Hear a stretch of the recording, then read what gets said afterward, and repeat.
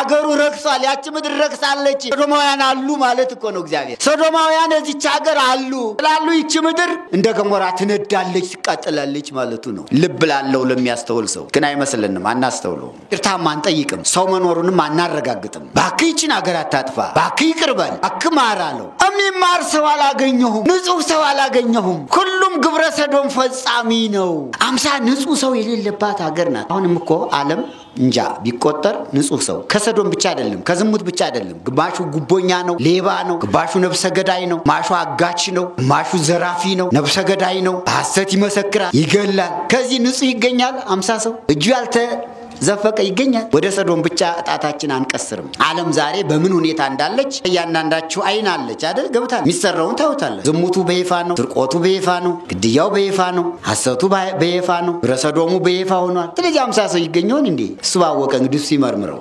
እግዚአብሔር ሰው ነው የሚፈልግ ማለት እኮ ነው አያችሁ እግዚአብሔር እኮ ይቅር ለማለት ሰው ይፈልጋል ደጋጎችን ሽማግሌዎችን ይፈልጋል የሚያስታርቁለት ሰው ካለ ለካገር ይማራል ደጋግ ሰዎችን ያጥፋ የእግዚአብሔር ኃይል ተንቀጥቀጣለች አሁንም ምልክት ይታያል እኮ በዓለም አይታይም ምድር እየተንቀጠቀጠች ነው ወይስ አትንቀጠቀጥ ማን ነው የሚያንቀጠቅጣት ማን ያንቀጠቅጣታል ምድርን የእግዚአብሔር ኃይል እኮ ነው እግዚአብሔር ኃይል ዝም ብሎ አይደለም የሚያንቀጠቅጥ የቆሙባት ሰዎች ምድሪቱ ላይ ያሉት ሰዎች ክፉ ስራ ስለሰሩባት ምድሪቱ ላይ የቆሙት ሰዎች በክፋት ስለቆሙባት ከምድሪቱ ላይ የሚተኙ ሰዎች ዝሙት ስለሚፈጽሙባት ከምድሪቱ ላይ ያሉ ሰዎች ሰው ስለሚገሉባት ምድሩ ላይ ንጹህ ደም ስለሚያፈሱባት እኮ ነው ምድሪቱ ንጹህ ደም ስለፈሰሰባት ነው እኮ የምትንቀጠቀጥ ምድሪቱ የምትንቀጠቀጥ የሰዎች ገንዘብ ተዘርፎ ሲቀመጥባት እንቀጠቀጠች ይሄ ነገር ያንቀጠቅጣል ያልደከሙበትን የሰው ገንዘብ መሰብሰብ ጥሩ አይደለም ያለች እኮ ነው አንቀጠቀጣት ምድርን እኮ ትርቆቱ አንቀጠቀጣት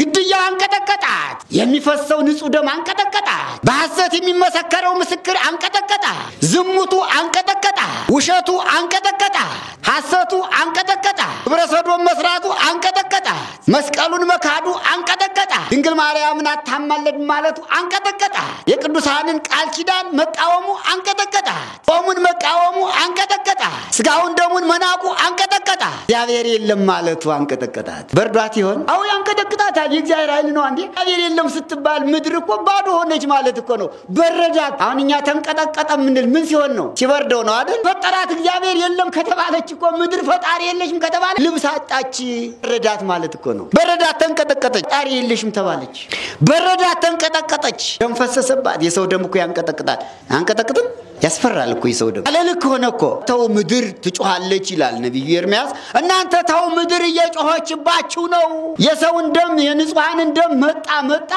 ሰርባ ትለወጣለች ምድር አንዳንድ የሰው ደም እኮ አይጠፋም ቢያጥቡት አይጠፋም የሰው ደም ምድርን ያንቀጠቀጣት ይሄ እኮ ነው የእግዚአብሔር ኃይል ምድርን ያንቀጠቅጣል ተውን ያንቀጠቅጣል ግን ሰናወርን ህንጻ ቢንደው እሳቱም ሰባ ሰዶምን ያቃጥላቸው ምድርም ዳታና አቤሩን ብታሰጥማቸው ይህ ሁሉ የሰዎች ክፋት ነው የሰዎች ተንኮል ነው የሰዎች ቅናት ምቀኝነት ነው ስለዚህ ምድር መንቀጥቀጥ ከጀመረች ኃጢያታችን ወግዷታል ማለት እኮ ነው አይደል ኃጢያታችን ከበዳት ዝሙታችን ከበዳት ስርቆታችን ከበዳት ያለልክ ያላግባብ ዳውን ማስለቀስ ማስቸገሩ ከበዳትና ተንቀጠቀጠች ምልክት አሳየች አይደል ይማረን እግዚአብሔር አምላክ ገብተን ትንቀጠቀጠውን ምድር እንዲያጸናልን ለንስሐ እንድንበቃ ቅዱስ ፈቃድ ይሁንልን እግዚአብሔር እድሜ ይሰጣል መመናን መገፋት ጥሩ ነው አንግፋ ከገፋን እንገፋለን ከተገፋን ደግሞ እግዚአብሔር ይጠብቀናል እግዚአብሔር ይመልሰዋል ግፍ ለጊዜው ይመስላል እንጂ ማንኛውም ሰው ባደረገው መተት ያደረገ በመተት ይሞት መተት ማድረግ መጥፎ ነው ግምት ያስደገመ ሰዎች እንዲያብዱ እንዲጨነቁ ያደረገ ያብዳል ይጨነቃል ምቀኝነት ቅናት ይሄ ሁሉ መልሶ ራስን ይጎዳል ሰው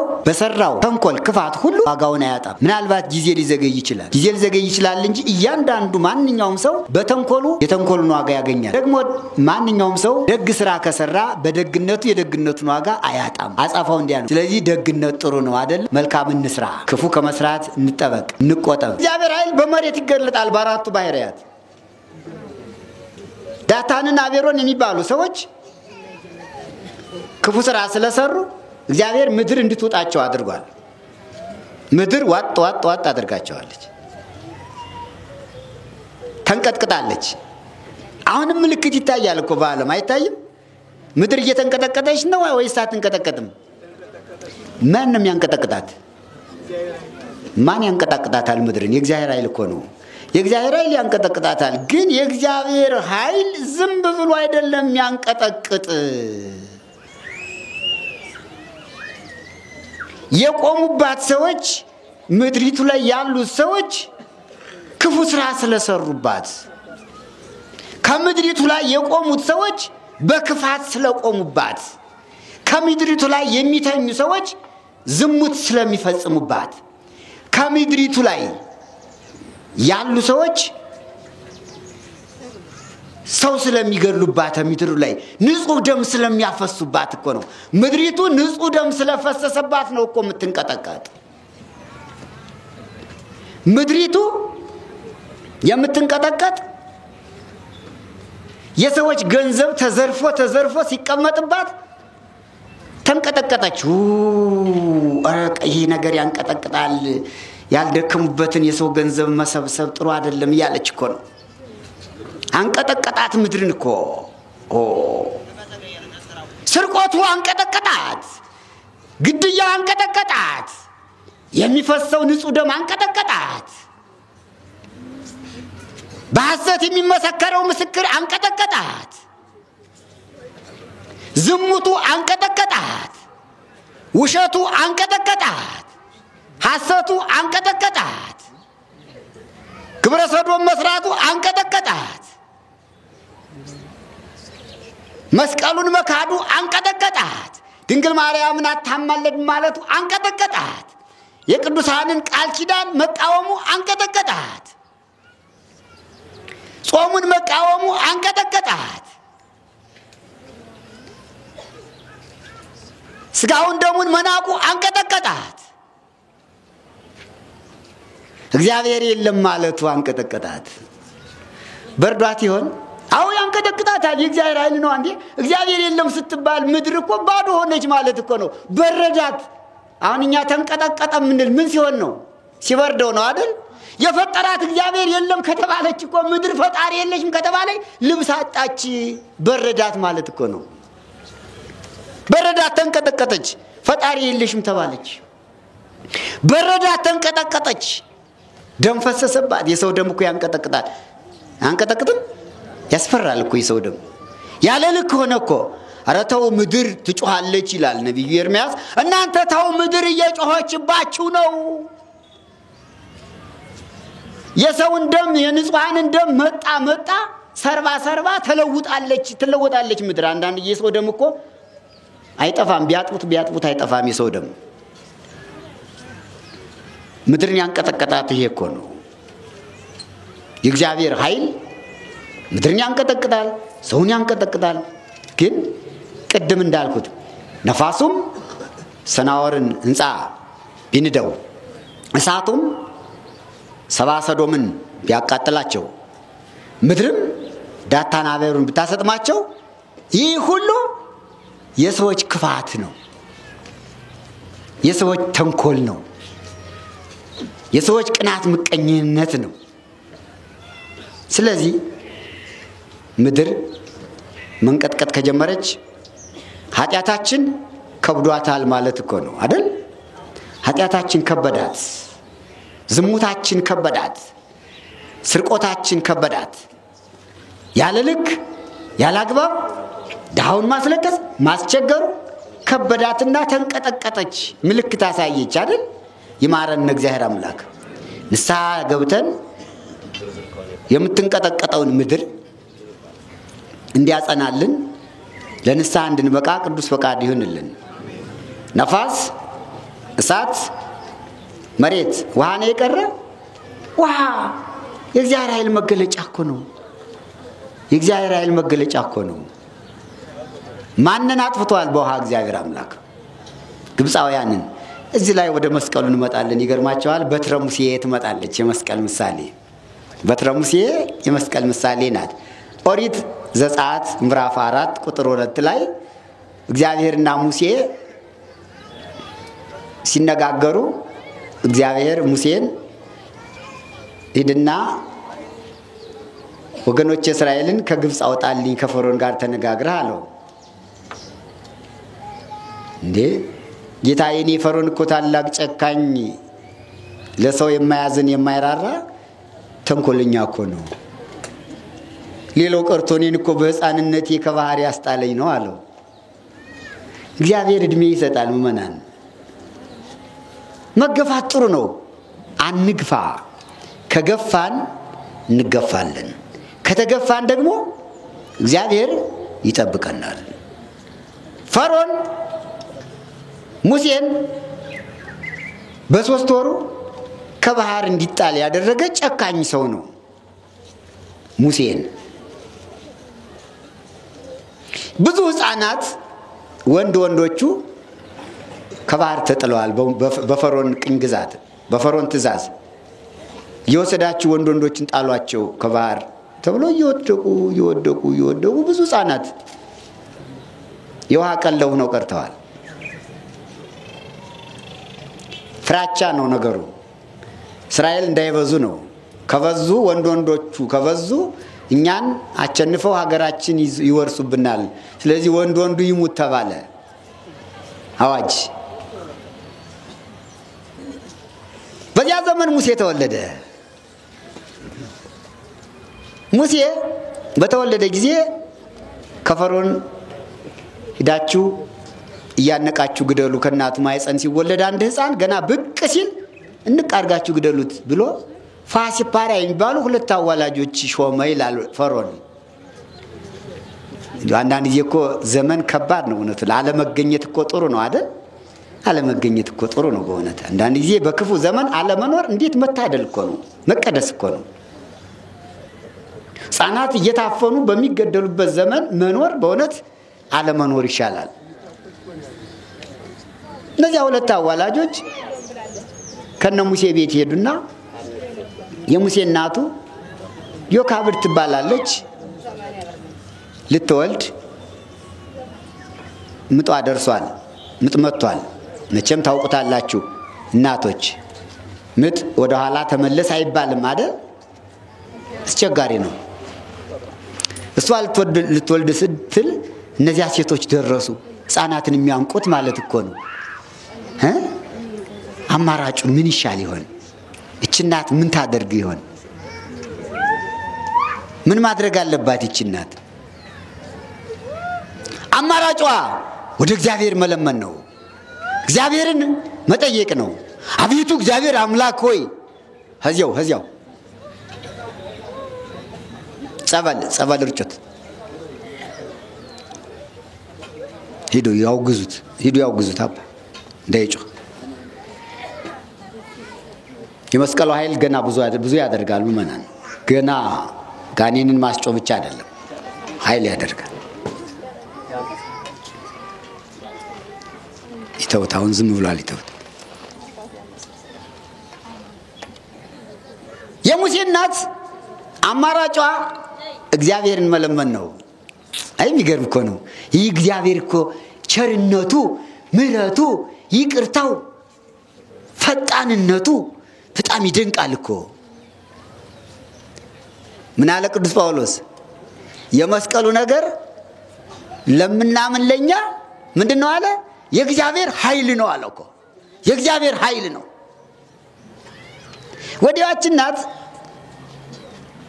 እንዲህ ብላ እያማጠች እያለች እነዚያ አዋላጆች በኋላዋ መጥተው ነው አይደል የሚያንቁባት። በደም መዝወር እንኳን የማትችልበት ሰዓት ላይ ደርሳለች። ልጇን ዘወር ብላ የምታነሳበት የሚያዋልዷት እናቷ እህቷ አይደሉም፣ ቤተሰቦቿ አይደሉም። አዋላጆች እንደማን ናቸው? ልጅ አንቀው የሚገሉ። ወይ እንዴት ተጨነቀች እስኪ አስቡት። እንዴ ሰው እኮ ሲወልድ ደና ቤተሰብ እህት እናት ካሉ ጎረቤት ካለች ቀረብ ብላ ስታዋልድ እንኳን እስከሚወለድ ድረስ ያስጨንቃል። እንኳን ጠላት ቀርቦ ከባድ እኮ ነው። እሷ እንዲህ ተንበርክካ ታምጣለች። የሚያንቁት ደግሞ በኋላዋ ሆነው ይጠብቃሉ ሕፃኑ ብቅ እስኪል ድረስ። ምን ለማድረግ? ለማነቅ እኮ ነው። አዲያ ወደ እግዚአብሔር ስትጸልይ የእግዚአብሔር ኃይል መጣና እነዚያን አዋላጆች ምን አደረጋቸው ይላል? ወይ ወሜጠ እግዚአብሔር ልቦን ለመወልዳት ሀበ ርህራሄ እግዚአብሔር የአዋላጆችን ልብ ወደ ርኅራኄ መለሰው። አያችሁ፣ አሁንም የጨካኞችን ልብ እግዚአብሔር ወደ ርኅራኄ ይመልስልን። የጨካኞችን የክፉዎችን አንጀት ወደ ርኅራኄ ይመልሰው። ብቅ አለ፣ ተወለደ።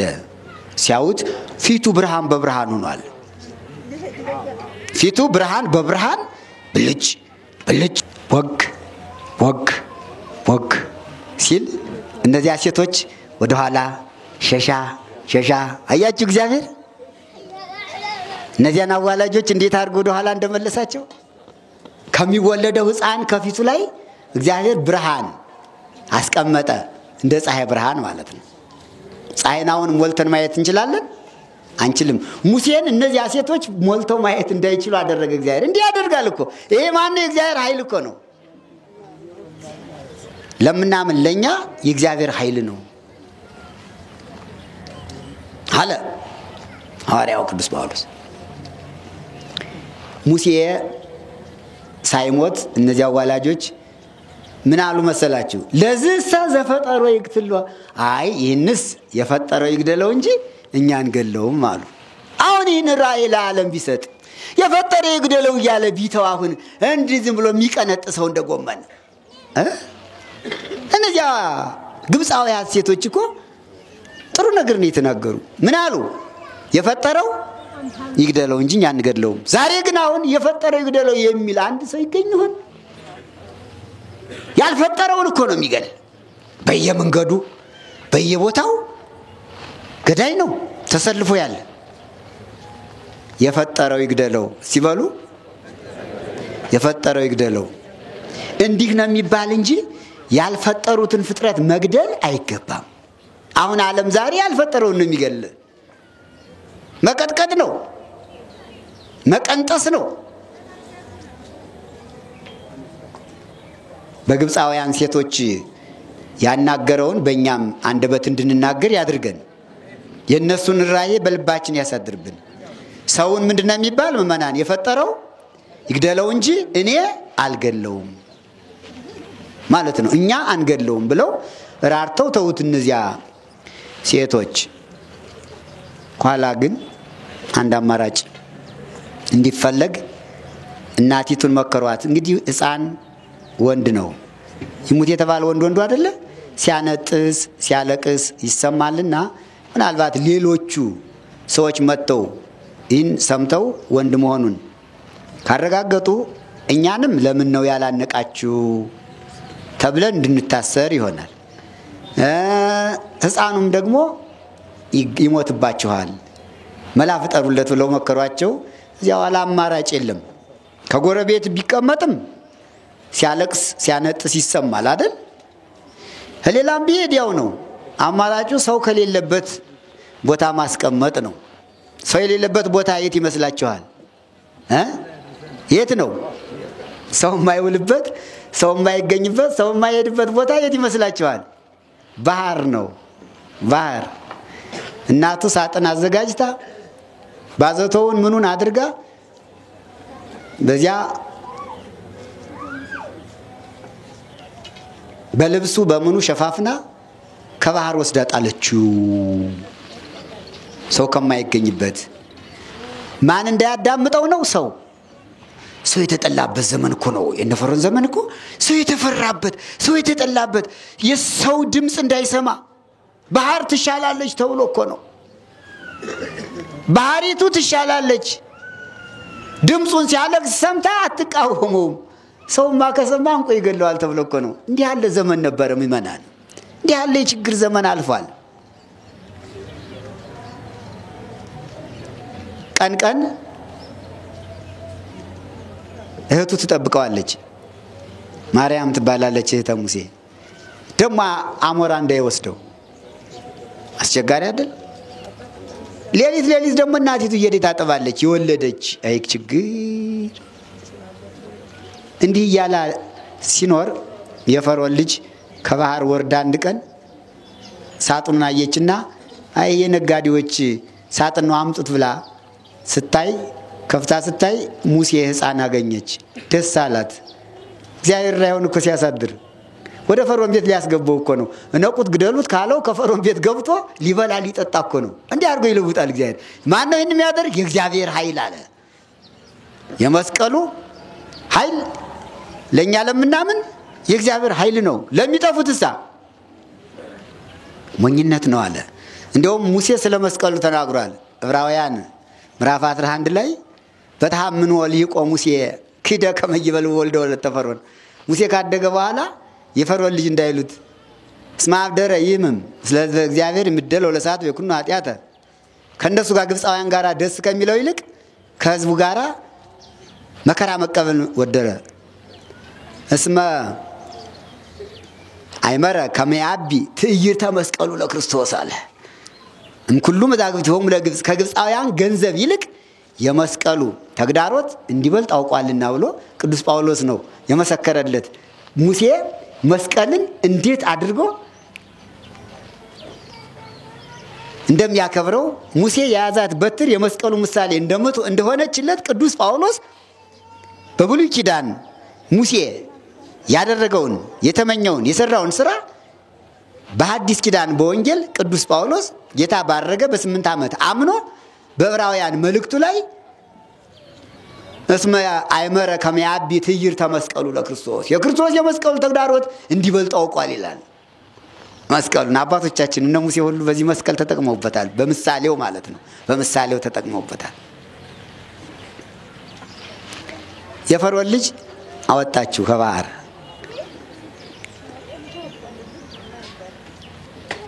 መካን ነበረችና ልጅ ሊሆነኛል ላሳድገው ላሰበች ይላል።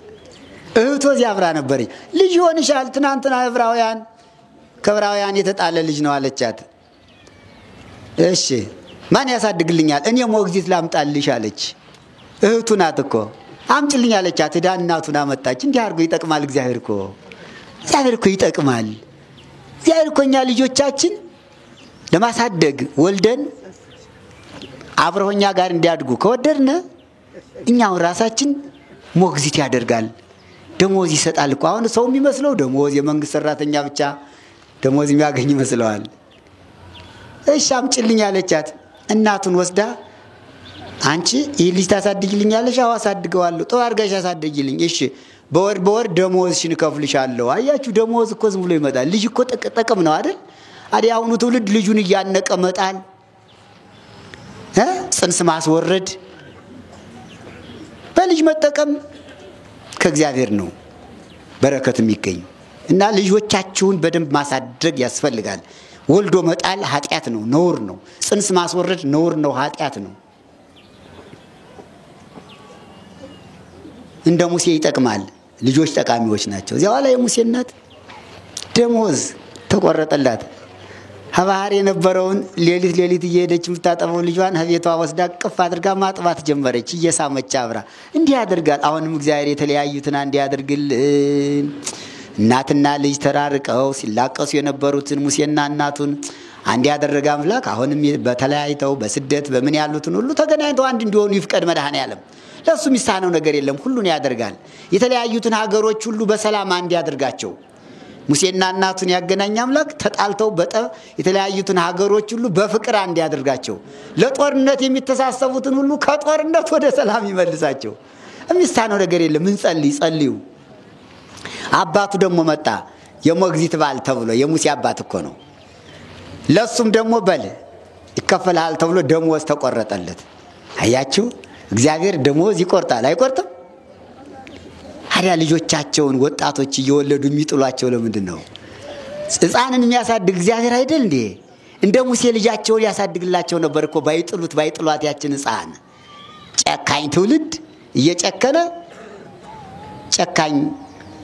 ጨካኝ የሆነውን በጭካኔ የሚጨክንበትን ያመጣበታል እግዚአብሔር። እህቱ ደግሞ ምን ተባለች? የሞግዚት ሰራተኛ ልጅ አዛይ። ታውቃላችሁ? ልጅ አዛይ አታውቁም? ማርያም ተሙሴ ደግሞ ልጅ አዛይ ተብላ ተቀጠረች። ወንድሟን እኮ ነው። አየው ከዚያ ቤት ሁሉም ደሞዝተኛ ሆነ። አያችሁ አባቱ የሞግዚት ባል፣ እናቱ ሞግዚት፣ እህቱ የሞግዚት ደንገጥር ሰራተኛ ተብለው ደሞዝ ተቆረጠ እዚያ ቤት። አይገርምም? እንዲህ አድርጎ ያን ቤት እግዚአብሔር ደሞዝ በደሞዝ አደረገው። የእናንተንም ቤት በደሞዝ ይሙላላችሁ። አትፈልጉም? እንፈልጋለን። አዲያ ደሞዝ በደሞዝ እንዲሆን ሕፃናትን አለመጣል ነው። እናት የማየ ልጅሽ ወልዳ እንዳትጥል ምከሪያት። እሺ አባዬ ልጅህ ወልዳ እንዳትጥል ምከራት። እህቴ ወጣቲቱ እንዳትጢ እኔም ልምከርሽ አደራሽ። እሺ ወልዳችሁ አትጣሉ፣ አሳድጉ። እግዚአብሔር ከቤት የሕፃናቱን ማሳደጊያ ደሞዙን ያመጣላችኋል። እንደ ሙሴ አባት፣ እንደ ሙሴ እናት፣ እንደ ሙሴ እህት፣ እንደ ራሱ እንደ ሙሴ። ከዚያ በኋላ ሙሴ ሲያድግ እየተመከረ አደገ። እዚህ ላይ ደግሞ አንድ ትምህርት እናገኛለን። አባቱ እናቱ አንተ እቺ የፈርዖን ልጅ ወድቀህ ነው ያገኘችህ እንጂ አልወለደችህም። እነዚህ ግብፃውያን ያልተገረዙ በእግዚአብሔር የማያምኑ ጣዖት የሚያመልኩ ናቸው። አንተ ግን የተላላቆቹ የደጋጎቹ የቅዱሳን የአብርሃም የይስሐቅ የያዕቆብ ወገን ስለሆንክ አንተ እስራኤላዊ ነህ እያሉ አባቱም እናቱም እየመከሩ አባቱ ዜና አበውን እናቱ ተስፋ አበውን እየነገሩ አሳደጉት ይላል። ከዚያ በኋላ ነው እንግዲህ ሙሴ አደገ፣ ወደ ፈርዖን ቤት ገባ። ከዚያ በኋላ 40 ዘመን ሆነው። በ40 ዘመኑ ደግሞ ከፈርዖን ጋራ ባልሆነ ነገር ተጣላና ወደ ምድያም ሀገር ሄደ። ከዚያ ሲሄድ በግ ሲጠብቅ 40 ዘመን ቆየ። 80 ዘመን ሲሆነው እግዚአብሔር አምላክ ሙሴን ጠራና በደብረ ሲና ሂድና እነዚያን ወገኖችን የሚሰቃዩትን አውጣልኝ አለው። ና ወደ ፈርዖን ልክ ነው አለው። ጌታ የፈርዖን ጨካኝ እኮ ነው። እኔ እኮ በሕፃንነቴ ከባህር ጥሎኝ ነበረ። እሱ እኮ ብልዬ ነው የመጣው። እንዴት ይሆናል አለው። ችግር የለም እኔ እጠብቅሃለሁ። ማን ላከኝ ልበለው? አያ ሸራ ኤልሻዳይ ቅድመ ዓለም የነበረ ዓለምን አሳልፎ የሚኖር ዛሬም በመካከል ዓለም ያለ እግዚአብሔር ላከኝ በለው። እግዚአብሔር እንደላከህ ምን ምልክት አለ ቢለኝስ አለው። እዚህ ላይ ነው እንግዲህ የሙሴ በትር የምትመጣ። ኦሪት ዘጸአት ምዕራፍ 4 ቁጥር 2 ላይ እግዚአብሔር ምልክት ለሙሴ ለመስጠት ሌላ ነገር አልፈለገም። ሙሴ 40 ዘመን በግ ሲጠብቅባት የነበረች በትር አለችው። ጥሩ በትር። አንዳንድ ጊዜ በገጠር ያሉት ሰዎች ጥሩ በትር ይቆርጣሉ። ቀጥ ያለች ስትት ያለች ጥሩ በትር። በትረ ሙሴ የሚባል ታውቃላችሁ?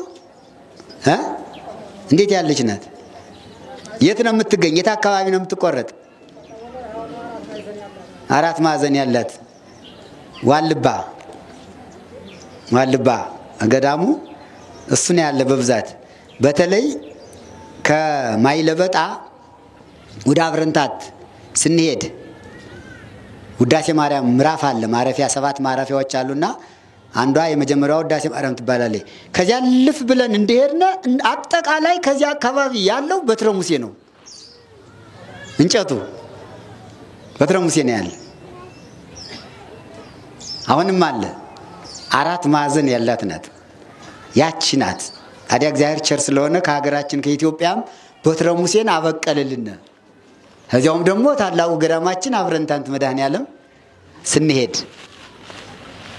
የሙሴ ምልክት እዚያ አለች። ያችን ነው ይዞ በጎችን ሲጠብቅ የነበር ሙሴ። አሁንም አስመጡ። እዚያ ስትሄዱ እዛችሁን ዋልባ ስትሄዱ በትረ ሙሴ እዚያ አለ። አይከለከልም። ቆርጦ ማምጣት ትችላላችሁ። ከዚህ ከመጣ በኋላ ይስተካከላል። ለጊዜው ሲያዩት ጠመም ያለ ነው የሚመስል። ከመጣ በኋላ ግን ሲደርቅ ይስተካከላል። ያቺ ናት የሙሴ በትር። ስንት ዓመት? 40 ዓመት በግ የጠበቀባት። ስለዚህ እግዚአብሔር ሊያናገረው ሲወድ ምልክት ስጠኝ አለው። እግዚአብሔር ላከኝ ካልኩኝ እግዚአብሔር ምን ምልክት ያደርጋል ቢለኝሳ ሲለው ምን ይዘሃል አለው። ምን ትወሰደከ? በትር ይዣለሁ አለ። ምን ይዣለሁ ነው ያለ ሙሴ? ምን ይዣለሁ አለ? በትር በሉ። በትር የመስቀሉ ምሳሌ ነው። በትሩ የእመቤታችን የቅድስት ድንግል ማርያም ምሳሌ ነው በትሩ። የሙሴ በትር ቀላል እንዳይመስላችሁ። በትረ ሙሴ የሙሴ በትር ለመስቀል ምሳሌ ከሆኑት እጽዋት አንዱ በትረ ሙሴ ነው። አንዷ በትረ ሙሴ ናት። የሙሴ በትር በትር ነው ያስካው ጣለው ውስጥ የመሬት አለው ጣል አደረገው። እኛ ግን የእግዚአብሔር ኃይል ነው። የእግዚአብሔር ኃይል በትሪቱን ምን ትሆን አደረጋት? እባብ። ያን ጊዜ እባብ ስትሆን ታስደነግጣለች፣ ታስፈራለች። እባብ ጨካኝ ነው አይደል? መርዛማ ነው። በትሪቱ ምሳሌ ያላት የፈርዖንን ጭካኔ የሚያመለክት ነው። እባብ እንደሚነድፍ ፈርዖንም ሕፃናትን እንደዚህ ይነድፋቸው ነበረ። እባብ መርዛማ እንደሆነ ግብፃውያን በዕብራውያን በእስራኤል ላይ ክፉ ስራ ይሰሩባቸው ስለነበረ እባብ እንዲሆን አድርጓል። ምክንያት አለው። ለምን እባብ አደረገው ከተባለ የእስራኤልን መከራቸውንና የፈርዖንን ጨካኝነት ለማሳየት ነው። ጅራቱን ይዘህ አንሰው እንደገና አለው። ጅራቱን ይዞ አነሳው። ሲያነሳው ምን ሆነ? ደግሞ ተመልሶ በትር ሆነ። እባብ መሆኑ መከራ ለመቀበላቸው፣ ተመልሶ በትር መሆኑ ደግሞ እስራኤል ከግብፅ ወጥተው በኢየሩሳሌም በሰላም ለመኖራቸው ምሳሌ ነው።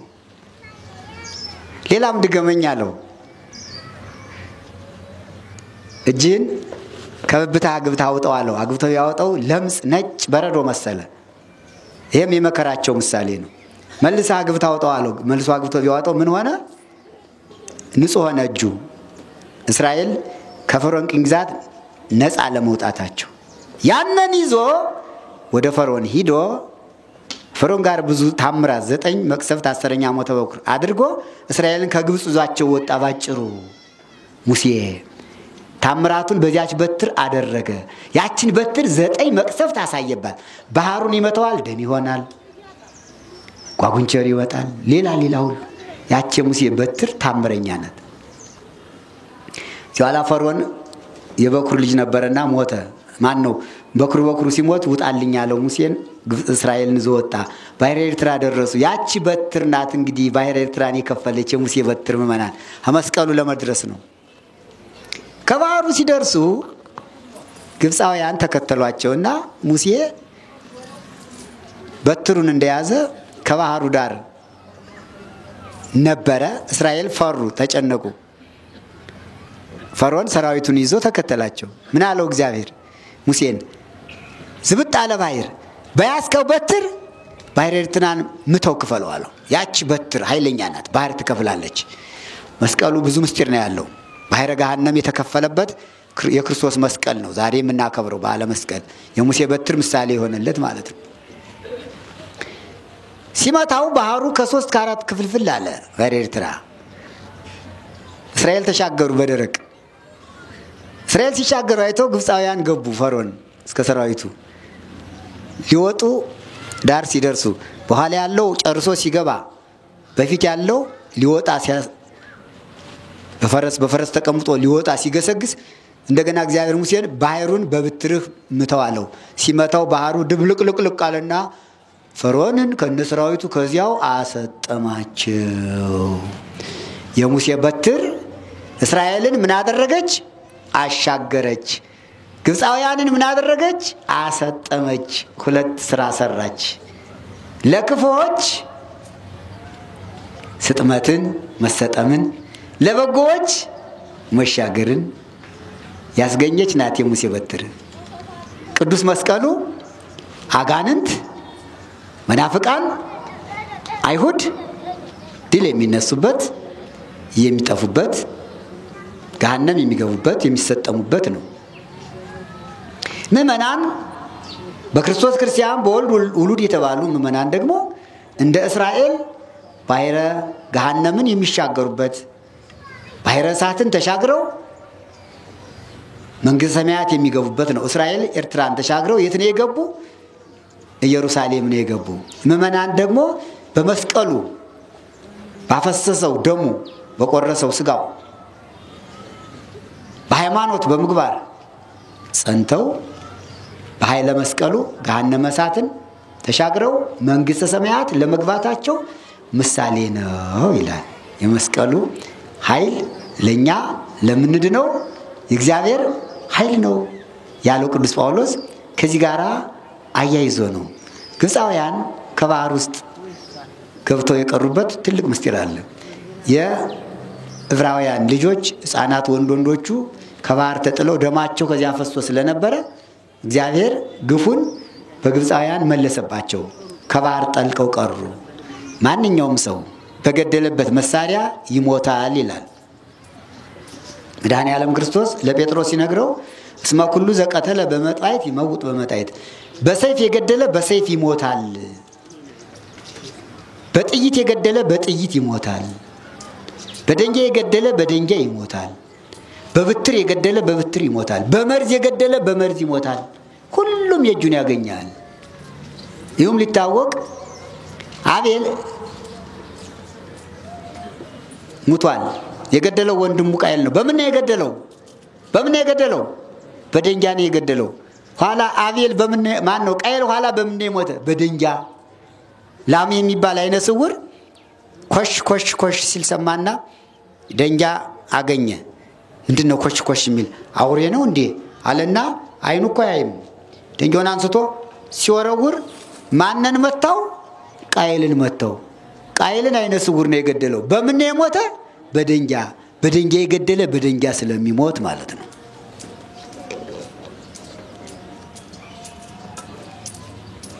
ግብፃውያን ፈርዖናውያን የእስራኤልን ሕፃናት ወንዶችን በባህር ውስጥ እየጣሉ ስለገደሏቸው የነፈሮን መጨረሻ ሞታቸው በምን ሆነ? በባህር ውስጥ ይኸው እግዚአብሔር ይመልሰዋል። ግፍ ለጊዜው ይመስላል እንጂ ማንኛውም ሰው ባደረገው መተት ያደረገ በመተት ይሞታል። መተት ማድረግ መጥፎ ነው። ድግምት ያስደገመ ሰዎች እንዲያብዱ እንዲጨነቁ ያደረገ ያብዳል፣ ይጨነቃል። ምቀኝነት፣ ቅናት፣ ይሄ ሁሉ መልሶ ራስን ይጎዳል። ሰው በሰራው ተንኮል ክፋት ሁሉ ዋጋውን አያጣም። ምናልባት ጊዜ ሊዘገይ ይችላል እንጂ እያንዳንዱ ማንኛውም ሰው በተንኮሉ የተንኮሉን ዋጋ ያገኛል። ደግሞ ማንኛውም ሰው ደግ ስራ ከሰራ በደግነቱ የደግነቱን ዋጋ አያጣም። አጻፋው እንዲያ ነው። ስለዚህ ደግነት ጥሩ ነው አይደለ? መልካም እንስራ፣ ክፉ ከመስራት እንጠበቅ፣ እንቆጠብ። ያ ሙሴ ያችን በትር ይዞ እስራኤል አሻገረባት። ያች በትር የማን ምሳሌ ናት ብያቸዋለሁ? የመስቀሉ ምሳሌ። ዛሬ የምናከብረው መስቀል መድኃኔዓለም ክርስቶስ የተሰቀለበት መስቀል የሙሴ በትር ምሳሌው ናት። የሙሴ በትር ሌላም ብዙ ታምር አድርጓል። መራራውን አጣፍጧል። ብዙ ነገር አድርጓል። እንግዲህ መድኃኔዓለም ክርስቶስ አዳምና ሔዋን ዕፀ በለስን በልተው ኃጢአት ሰርተው ከገነት ወጥተው ንስሐ ሲገቡ ቃል ኪዳን ሰጣቸው። እንዲህ ይላል በሐሙስ ዕለት ወመንፈቃ ለዕለት ተወለደ ወለተ ወለትከ 5500 ዘመን ሲፈጸም ከልጅ ልጅ እወለዳለሁ፣ ሕፃን እሆናለሁ። እትቤዘወከ በመስቀሌ ወሞቴ። ይሄ ነው የዛሬው ቃል ኪዳን ምእመናን። የመስቀሉን በዓል ስናከብር ለመስቀሉ ክብር ለመስቀሉ በዓል መድኃኔዓለም በመስቀል እንደሚሰቀል የተናገረ ራሱ ባለቤት ነው። ከልጅ ልጅ ተወልጄ አድንሃለሁ ብሎ ድንግል ማርያምን፣ በመስቀል ተሰቅዬ አድንሃለሁ ብሎ ቅዱስ መስቀሉን ለአዳም ነግሮታል።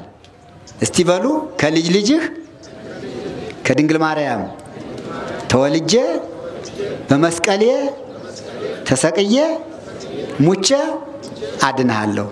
ይሄ ነው እንግዲህ የመዳን መስቀሉ ለምናመለኛ የእግዚአብሔር ኃይል ነው።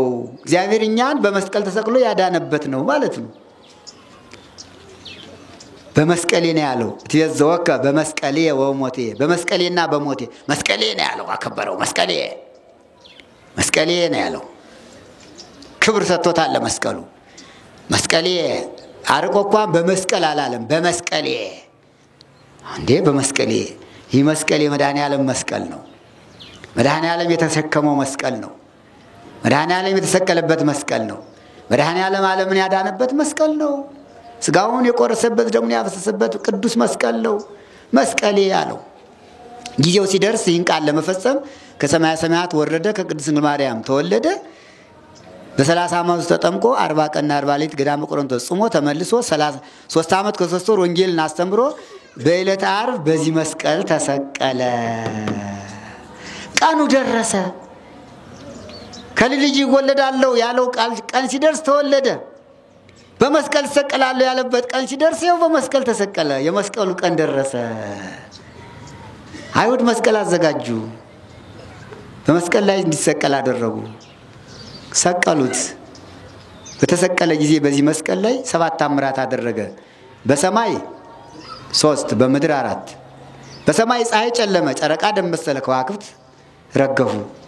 በምድር አይባን ድንጋዮች ተፈተቱ፣ መቃብራት ተከፈቱ፣ ሙታን ተነሱ፣ የቤተ መቅደስ መጋረጃ ተከፈለ። 7 ተአምራት ያደረገበት ይህ ቅዱስ መስቀል ነው። ቅዱስ ጳውሎስ ለኛ ለምናምን የመስቀሉ ነገር ለኛ ለምናምን የእግዚአብሔር ኃይል ነው አለው።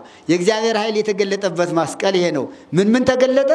7 ተአምራት የእግዚአብሔር ኃይል 7 ተአምራት በመስቀሉ ኃይል የእግዚአብሔር ኃይል ተገለጠ። ከ6 ሰዓት እስከ 9 ሰዓት ዓለም ጨለማ ሆነ። የእግዚአብሔር ኃይል ተገለጠ። እቺ ፀሐይ ምን ሆነች? ጨለማ ሆነች። የእግዚአብሔር ኃይል ተገለጠ በመስቀሉ ላይ። ፀሐይን ጨለማ እንድትሆን ያደረገ መድኃኔዓለም በመስቀል ላይ ሆኖ ስለሆነ በመስቀሉ ያደረገው ታምራት ሁሉ የእግዚአብሔር ኃይል ነው። ጨረቃም ደም መሰለች፣ የእግዚአብሔር ኃይል ነው። ከዋክብትም ረገፉ፣ የእግዚአብሔር ኃይል ነው። መቃብሮች ተከፈቱ፣ የእግዚአብሔር ኃይል ነው። ሙታን ተነሱ፣ የእግዚአብሔር ኃይል ነው። ድንጋዮች ተከፋፈሉ፣ የእግዚአብሔር ኃይል ነው። የቤተ መቅደስ መጋረጃ ተከፈለ፣ የእግዚአብሔር ኃይል ነው። ይህን ኃይል ነው ቅዱስ ጳውሎስ ለኛ ለምናምን የእግዚአብሔር ኃይል ነው መስቀሉ ያለው። ለዚህ እኮ ነው የእግዚአብሔር ኃይል ነው። በዕለተ ዓርብ ይህን ሁሉ ታምራት አደረገ በመስቀሉ ላይ። በ9 ሰዓት ነፍሱን ከስጋው ለይቶ በስልጣኑ በአካለ ነፍስ ወደ ሲኦል ወርዶ ነፍሳትን አወጣ። በአካለ ስጋ ወደ መቃብር ወረደ። መለኮት ከስጋም ከነፍስም ሳይለይ ማለት ነው። ተቀበረ፣ ሞተ፣ በ3ኛው ቀን ተነሳ፣ አረገ። ከዚያ በኋላ ይህን ታምራት ያደረገበት መስቀል በኢየሩሳሌም ተቀመጠ። ወደ መስቀሉ ታሪክ እየመጣን ባጭሩ ነው፣ አላስረዝምም፣ ባጭሩ ነው። 3 ዓመት በኢየሩሳሌም መድኃኔዓለም የተሰቀለበት መስቀል እውር እያበራ፣ ለምጻም እያነጻ፣ ሙት እያስነሳ፣ አንካስ እያረታ፣ ሁሉን ታምራት እያደረገ፣ ድውይ እየፈወሰ፣ ጋኔን እያወጣ በጎልጎታ ቆየ ይላል። 3 ዓመት ጌታችን ካረገ በኋላ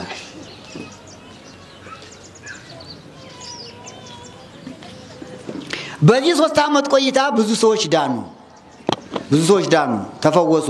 ዕውሮች ዓይናቸው በራላቸው፣ አንካሳዎች እግራቸው ቀናላቸው፣ አጋንንት ያደሩባቸው አጋንንት ወጡላቸው፣ ተፈወሱ። ዓለም ዳነ። ዓለም ብርሃን ሆነ። ዓለም ብርሃን ዘምብርሃን፣ ከብርሃን የተገኘ ብርሃን ወልድ በተሰቀለበት ቅዱስ መስቀል ዓለም ብርሃን ሆነ። በዚህ ጊዜ አይሁድ ደስ አላላቸውም። መድኃኔዓለምን የሰቀሉት ለምን ድውይ ትፈውሳለህ? ለምን ጋኔን ታወጣለህ? ለምን ሙት ታስነሳለህ? ህብስት አበርክተህ ለምን የተራቡትን ታበላለህ? ብለው አይደል የሰቀሉት? አሁን እሱ ከሞተ ተነስቶ ካረገ በኋላ መስቀሉ በእሱ ተተክቶ እሱ የሰራውን ስራ መስራት ጀመረ። የእግዚአብሔር ኃይል ነውና። አይገርምም? ትቶልን እኮ ነው ሄደ። አደገ ለነ ማይተቦ ከመንት ሉልና ሰረዚያው ይላል። መድኃኔዓለም ምልክቱን ትቶልን ሄደ። እሱ እንከተል ዘንድ ቢያርግም ትቶና አልሄደም። መስቀሉን ትቶልን ሄደ። እሱ የሰራውን ሁሉ ያደርግልን። አይመታደል፣ አይመቀደስ። እሱ የሰራውን ስራ በሙሉ የሚሰራ መስቀሉን ትቶልን ሄደ ይላል ቅዱስ ጴጥሮስ። አደገ ለነ ማይተቦ ምልክቱን መስቀሉን ትቶልን ሄደ። ለኛ እንድንፈወስ፣ እንድንድን፣ እንድንከብርበት፣ እንድንጠበቅበት ትቶልን ሄደ ይላል። ያዋላ አይሁድ ተናደዱ፣ ተበሳጩና እኛ እሱን የገደልነው ታምር ያደረገ ብለን አይደል እንዴ? መስቀሉ ተተክቶ ካደረገማ በዚህ መስቀል ላይ እንምከር ብለው መከሩ። ምን ብለው መከሩ? ጉድጓድ ቆፍረን እንቅበረው። እዚህ ላይ ነው እንግዲህ የዛሬው በዓል መስቀል በዓል የሚመጣ እዚህ ላይ ነው። ጉድጓድ ቆፍረው መስቀሉን ቀበሩት። ይገርማቸዋል። ቀብረው ለ300 ዓመት ጥራጊ ጉድፍ ተቀበረበት ላይ እንዲህ ሁሉም እየወሰደ እንዲጥል አዋጅ ታወጀ። በኢየሩሳሌም ከተማ የሚኖር ማንኛውም በኢየሩሳሌም ክፍለ ከተማ በኢየሩሳሌም ቀበሌ ቀጠና የሚኖር ሰው ሁሉ ቤቱን ጠርጎ ጉድፉን ሰብስቦ ወስዶ ከመስቀሉ ላይ እንዲያስቀምጥ አዋጅ ተነገረ። አያችሁ እናንተ እውር ስላበራ ለምጻም ስላመጻ ሙስ ስላስነሳ ይጠላ ነበር፣ ይወደድ ነበር፣ ይጠላ ነበር። አይ ሰው እኮ ሰው የዚህ ዓለም ሰው ወዳጁን አይወድም። ማንን ነው የሚወድ? ጠላቱን። ጥሩ መስቀል ተቀበረ። አጋንን ሰለጠኗ። ጠላት ወጣ አሰለጠነው። መድኃኒታቸውን ሰቀሉ ይላል። ሰቀሉ መድኃኔ ኩሉ የዓለሙን መድኃኒት ሰቀሉት። አይሁድ ደፈኑት ይላል። ዘደፈኑ አይሁድ ዮም አስተርአየ መስቀል ዛሬ ተገለጠ።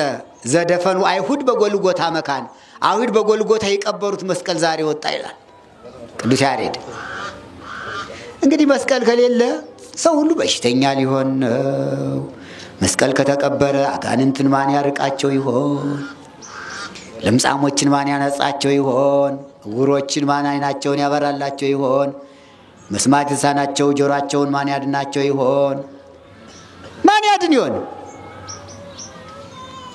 በነፃ ሐኪም ሕክምና አይገርምም እናንተ? በነፃ ሕክምና ደሃ ገንዘብ የሌለው ደሃ በነፃ መስቀሉን እያየ ከመስቀሉ ሄዶ እንዳይድን ምቀኝነት፣ ተንኮል፣ ተንኮል ቀበሩት። እነዚህ ጸራ ነዳያን ናቸው። የድሃዎች ጠላቶች ናቸው አይሁድ ምቀኞች። የክርስቶስ ብቻ አይደሉም። የህመምተኞች ጠላቶች ናቸው እንዳይፈወሱ። በኋላ ለ300 ዓመት ፈውስ ጠፋ በዚያች ሀገር፣ ድነት ጠፋ። መስቀሉን ቀበሩት። እነሱ ግን ቀብረን እንቀራለን ብለው ነበር። እግዚአብሔር ግን ቸር ነው። ታምሩን ለማድረግ እሱ ጊዜ አለው። ጊዜ ስላለው በዚህ 300 ዓመት መካከል ሰው ያስነሳል። እሌኒ የምትባል ንግስት አስነሳና እሷ ደግሞ በጣም የተበደለች እናት ናት። ታሪኩ ሰፊ ነው፣ ታውቁታላችሁ። በትዳሯ መካከል ፈተና እንደገጠማት ይነገራል። መስቀሉን ለማውጣት የእሌኒ ፈተና ምክንያት ነበር። አንዳንድ ጊዜ ፈተናዎች ለበጎ ናቸው። ብዙ እናቶች አባቶች ትላላችሁ እኮ አይ ፈተናው ለበጎ ነው ትሉ የለ? እንደዚያ ነው ማለት። አሁንም ለበጎ ብዙ ፈተናዎች ይመጣሉ። የሚመጡት ፈተናዎች በሃይማኖታችን በምግባራችን ጸንተን በክርስትናችን ጸንተን ከመጡብና ለበጎ ናቸው። ግን ከሃይማኖት ወጥተን ከምግባር ወጥተን ከመጡብና ይሄ አይጠቅመንም። የሚጠቅም ፈተና አለ፣ የማይጠቅም ፈተና አለ። የእሌኒ ፈተና ጠቃሚ ፈተና ነበረ። ፈተናው እንዲህ ነው ባጭሩ። ተርሚኖስ የሚባል ባለቤት ነበራት። ባጭሩ ነው የምነግራችሁ። በስነ ስርዓት በተክሊል ተጋብተው ቆርበው ነበር የሚኖሩና ነጋዴ ነውና ባሏ በነጋዴነቱ ሩቅ አገር ቢያንስ የዓመት የ2 ዓመት የ3 ዓመት መንገድ ሂደው በዚያች ሀገር ይነግዱ ነበረ። ነጋድራስ ይባላሉ። ተርሚኖስ ከነጋዴዎች አንዱ ነውና በአንድ ወቅት አብረው ሊነግዱ ሄዱ። ያን ነግደው ሲመለሱ ወደ ሀገራቸው መጫወት ጀመሩ። ከመካከላቸው አንዱ ሚስቶቻችን ይህን 3 ዓመት በሰላም ስንመለስ እንደው ሌላ ወንድ ሳይለምዱ ሳይወሰልቱ ብናገኛቸው መልካም ነው አለ አንዱ። ተርሚኖስ እሌኒን በጣም አይጠረጥራትም፣ ይወዳታል። በጣም ሃይማኖቷ የጠበቀ የጠነከረ እንኳን ሰው ፀሐይ የማያያት ትዳሯን አክብራ የያዘች እግዚአብሔርንም ሰውንም የምትፈራ የምታከብር ትዳሯን የምትወድ ትልቅ ሰው ናት፣ እናት ናት። ተርሚኖስ ምን አለ? አይ እናንተ የምትሉት ነገር ለኔ በጣም አይጠመኝም። የኔ ባለቤት እሌኒ በምንም ታምር እንኳን እኔ ሳልኖር እያለሁ እንኳን እሷን የሚያያት ማንም የለም፣ አልጠረጥራትም አለ። አንዱ የሔዋን ልጆች እኮ ዘወር ካሉ የተሻለ ካገኙ ይወሰልታሉ አለ። እውነት ነው? እውነት ነው? አይደረግም። በትዳር ላይ አይደረግም፣ ነውር ነው። የተሻለ ቢመጣም ትዳር ክቡር ነው። ቅዱስ ስጋውን ክቡር ደሙን የተቀብሎ የተጋቡት ጋብቻ ወርቅ ቢፈስ ምንም አያስፈልግም። ትዳርን ጠብቆ መያዝ ነው። አንተ ሞኝ ነህ። ሴቶች እኮ ገንዘብ ከሰጧቸው ይታለላሉ። እኔ ሄጄ ሚስትህን ለምጃት ብመጣስ አለው ያ አንዱ። በፍጹም አታገኛትም አለው። ባገኛትስ ይህ 3 ዓመት የደከምኩበት ገንዘቤ አይነቱም ትርፉም ላንተ ይሁን አለው። አንተስ ሳታገኛት ብትመጣ እኔም እሰጣለሁ ብለው ተወራረዱ። እዚያ በኋላ ያ የተወራረደው ሰው አስቀድሞ ሄደ፣ በፈረስ ሄደና ከነ እሌኒ ከተማ ሄዶ አገኛት። እሌኒን አገናኝኝ አላት። አይ እሌኒ እንኳን ሰው ፀሐይ አይቷት አያውቅም አትወጣም አለችው። ንገሪያት ዝም ብለሽ ወርቅ ይዣለሁ ይኸው ይህን ወርቅ እሰጣታለሁ አለ። ነገረቻት። እንዲህ የሚል ሰው አለ አለቻት። እኔን የተርሚኖስን ባለቤት እሌኒን በወርቅ ሂጅ ብላ መታቻት፣ አባረረቻት። አስመታኝ እንዲህ አድርገህ። እሷ እኮ እንኳን ሰው ፀሐይ አያትም አለችው። አላገኛትም ማለት ነው፣ አታገኛትም። ስለዚህ አንቺ ምትረጂ ነገር ካለ ይህን ወርቅ ላንቺ ልስጥሽ፣ ምትረጂ ነገር ካለ እንመካከር አላት። ያው ገንዘብ አታላይ አይደለ? ሰራተኛይቱ ተታለለች። ወርቅ አይታ ነው። አይቶ ያውቃል አይደል? አንዳንዱ ስስታም ገብጋባ ወርቅ አይቶ የማያውቅ ሰው ወርቅ ካገኘ ሃይማኖቱን ሁሉ ይለውጣል አይደል? ነውር ነው። በገንዘብ ሃይማኖት አይለወጥም። በወርቅ ሃይማኖት አይለወጥም። እና ምን እናድርግ? እሷና ባሏ የሚያውቁት ነገር ካለ እዘሽልኝ ነይ፣ እሷን ካላገኘዋት። እሱ የሚፈልግ ማቸነፍ ነው አይደል? መርታት ነው የሚፈልግ አይደል? ስለዚህ እሷና ባሏ የሚያውቁት ሌላ የማያውቀው ነገር አምጭልኝ አላት። እሱስ ችግር የለም፣ ካንገቷ ያሰረላት ወርቅ አለ፣ እሱን አመጣለሁ አለች። አያችሁ ሰይጣን ሲገባ።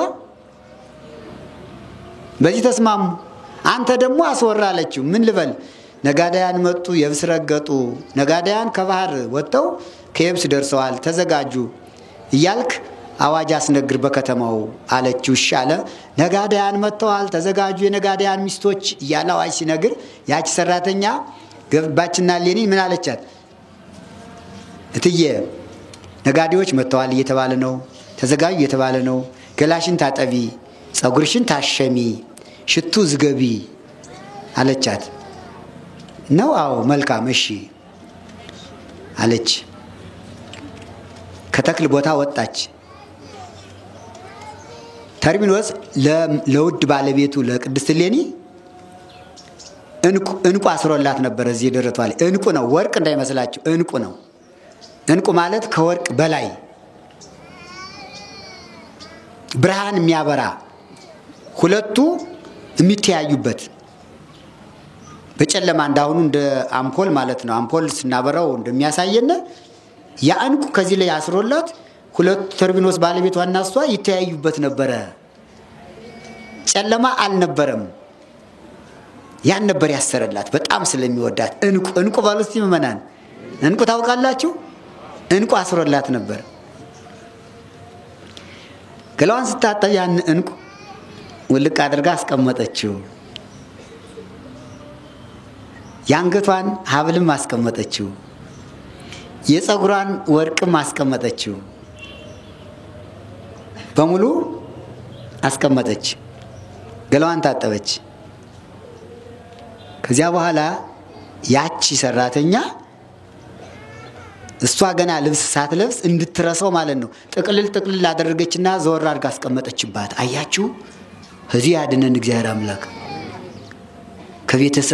ቤተሰብ በጣም ጠላት ሲሆን የቤተሰብ ሌባ ከባድ ነው አይደል? አሁን ወላጆች እኮ አባት እናቶች የተቸገሩ የቤተሰብ ሌባ ነው። የልጅ ሌባ እንዳያሳስሩት ችግር፣ እንዳይተውት ችግር፣ የወንድም ሌባ፣ የእህት ሌባ፣ የቤተሰብ ሌባ፣ የሰራተኛ ሌባ ከባድ ነው። ለዳኝነትም በጣም አስቸጋሪ ነው። ጥቅልል አድርጋ አስቀመጠችው ያንን እንቁ፣ ሁለቱም የሚተዋወቁበትን እንቁ። ያው ሰው ዝንጉ ነው አይደል? እንረሳለን ሁላችንም።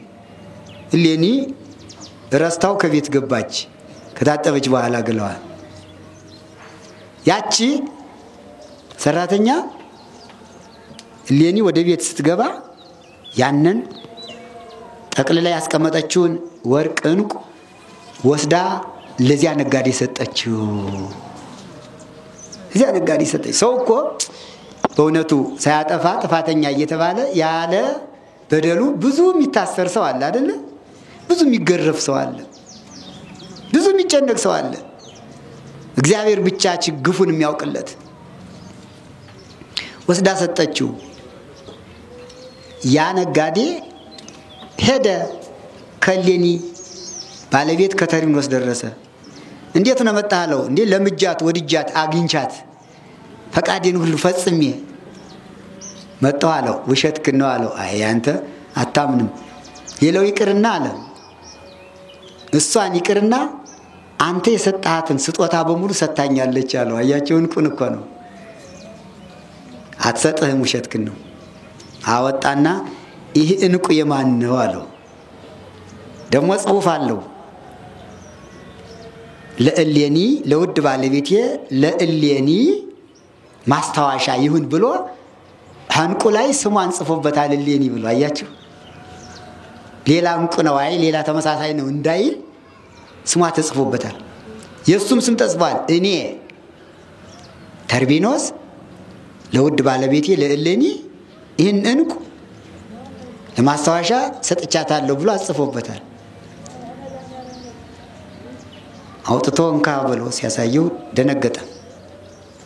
አይ ይሄማ ትክክል ነው፣ አግኝታታል፣ ለምደሃት መጣሃል አለና ላጣራ አላለ፣ ሲልቆይ አላለ። ወረቱን እንዳለ አስረከበ። ተወራርደዋል። ወረቱን አስረከበ። ከዚያ በኋላ ባዶ እጁን ቀረ። ሁለቱም ተፈተኑ። ባለቤቷም ተፈተነ፣ እሷም ተፈተነች። ሰይጣን በሰራተኛይቱ አድሮ ሁለቱንም ፈተናቸው። አንዳንድ ክፉ ሰራተኞች አሉ፣ ተንኮለኞች። ልብ ይስጣቸው። ሌላ ምን ይባላል? እናንተም ተጠንቀቁ። ወርቃችሁን ምናችሁን እርግጥ ያሁኑ ሰው ብልጥ ነው። ቆልፋችሁ አይደል የምታኖሩ? ኧረ አሁንስ ብርጭቆም ቆልፋችሁ ነው የምትሄዱ። እንኳን ወርቅ ያሁኑ ሰውስ ብልጥ ነው። እንኳን ወርቅ ብርጭቆም መዚያ ተቀመጥ አይደል? ወለታችሁ ነው እንዳይሰበርባችሁ ነው። ጥንቃቄው ጥሩ ነው።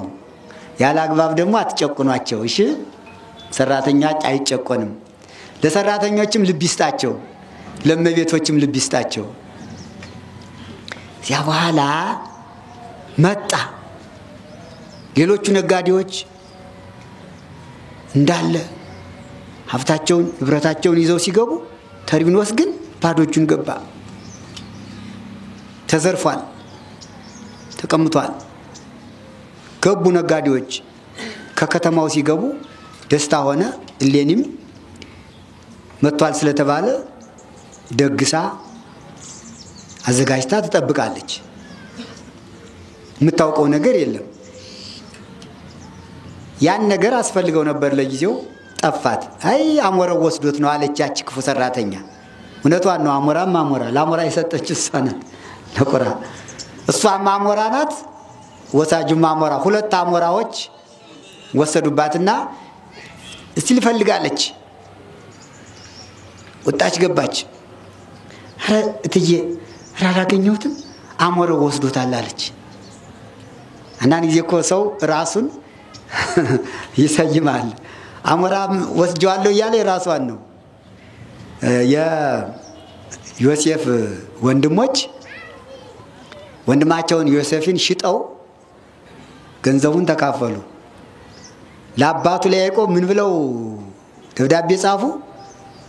ክፉ አውሬ በልቶታል ብለው ጻፉ። አያችሁ እንግዲህ አውሬ ያሉን ማንን ነው? ራሳቸውን ነው የሸጡት። እንደሱ ናቸው። ሰው አንዳንድ ጊዜ ክፉ ስራ ሲሰራ እግዚአብሔር በራሱ ስም ራሱን እንዲሰይም ያደርገዋል።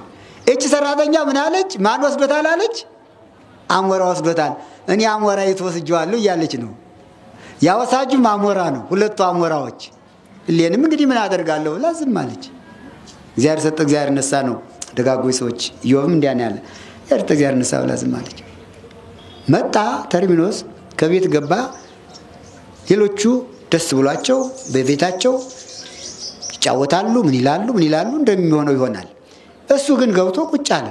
አይናገር አይጋገር ዝም። እሌኒም ደነገጠች። ምን ሆነ ነው ወንድሜ? ደስ ይበልህ እንጂ እንኳን ደህና መጣህ እንጂ ስትለው አይ ደህና ነኝ እያለ ዝም አለ። ምን ሆነ ነው ስትለው አይ ሌሎቹ ከነወረታቸው ገብተዋል፣ እኔ ግን ወረቴንም ትርፌንም ማዕበል ሞገድ ወሰደብኝ፣ መርከብ ተሰጥሞ ወሰደብኝ። ባዶ እጄን ስለሆንኩ አዘንኩ አላት። ችግር የለም እኔም ከዘመዶቼ አንተም ከዘመዶችህ ተበድረን እንተካዋለን አለችው። ምን አላት እዚህ ጊዜ? አይ አንቺስ እውነትሽን ነው ብዙ ዘመድ አለሽ የሚያበድርሽ አታጪም አላት። ባሽሙር እየነገራት ማለት ነው። እሷ የምታውቀው ነገር የላት የሚዋደግ ናት ነው። አዎ እሺ። እዚያ በኋላ ከቆዩ በኋላ እሌኒ ወደ አንድ ሀገር ደርሰን እንምጣ ስንቅ አዘጋጅ አላት። እሺ አዘጋጀች። ባጭሩ እሷ ስንቅ እያዘጋጀች እሱ ደግሞ ሳጥን አሰራ ይላል። ሳጥን በቁመቷ ልክ በእሌኒ ቁመት ልክ ለክቶ ሳጥን አሰራ። የሚቆለፍ ሳጥን ያው ላይ ያን ሳጥን አዘጋጀ። ሰራተኛውን አስጫነ።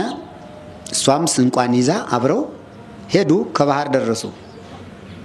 ባህረ ብራንጤያ ይባላል። እዚያ ደረሱ። ሲደርሱ ሰራተኞችን መለሳቸው።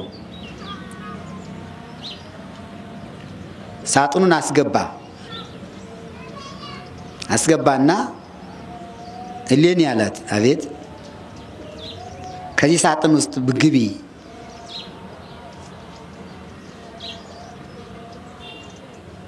አንቺ ተከበርሽ ስለሆንሽ የማዕበል የሞገዱ ወጨፍ እንዳያገኝሽ ላንቺ ነው ይሄን ያዘጋጀውልሽ። ግቢ አላት። ገባች። መሄድ ጀመሩ። ገና ሳጥኑን ሳይገጥም ሳይቆልፍ ጥያቄ ጠየቃት። እሌኒ አላት። ከባህሩ መሃል ሲደርሱ አቤት አለች። ለምንድነው ሳምንሽ የከዳሽኝ አላት። ለምንድነው ሰወድሽ የጠላሽኝ አላት። አንተን ክጄ ማንን አመንኩ? አንተን ጠልቼ ማንን ወደድኩ አለችው። አይ እኔን ጠልተሽ ሌላ ሰው ወደሻል፣ እኔን ክደሽ ሌላ ሰው አምነሻል። እኔ እኮ ወረቴን ከእንዳይነቱ ያጣሁት በአንቺ ምክንያት ነው።